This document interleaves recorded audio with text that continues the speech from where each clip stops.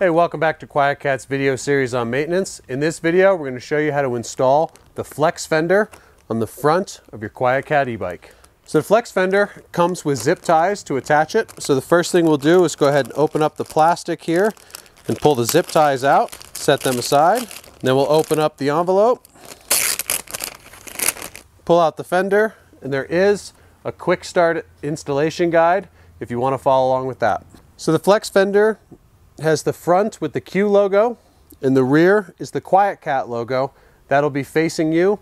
You can always know you have it oriented properly when you can read the QuietKat logo from the seated position on the bike. You'll notice we have got a number of holes that are perforated that we can pop through, and these are used to space things out on the front fork. For the Apex, Ridge Runner, and Jeep bikes, we have a fairly wide spacing, so we're going to go ahead and pop out the widest parts in the middle section here, and then we'll also pop out all 4 holes on each of the fins. Next, we'll go ahead and orient this into place. Orient the fender underneath the crown, starting from the bottom up through the front hole, over the crown. We're going to go back down through the hole in the rear,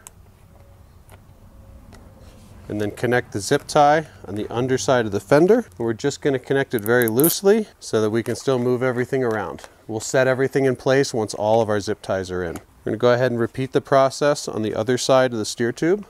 Remember, coming up through the front hole, over the top of the crown, down through the rear hole, and then loosely connecting underneath. Next, we'll do the same thing with the flaps, starting with our other zip tie. Starting from the inside, we're going to go up and out through the front hole, around the crown, make sure you go underneath the brake line, and we'll loosely connect this side as well. Repeat the same thing on the other side. Again, out through the front hole, round the fork leg, and then loosely tighten it in.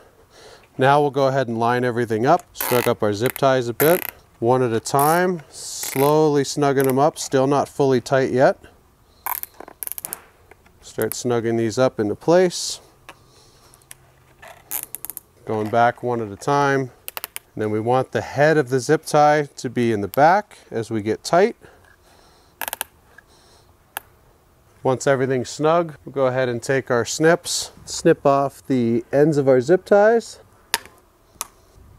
Now our flex fender is secured. We're ready to hit the trails. And that's the installation of the flex fender on the front of the bike. You can use a similar technique to install this fender on the rear of the full suspension bikes as well. If you have any questions or comments about the flex fender, feel free to drop them below. As always, we'll see you out on the trails.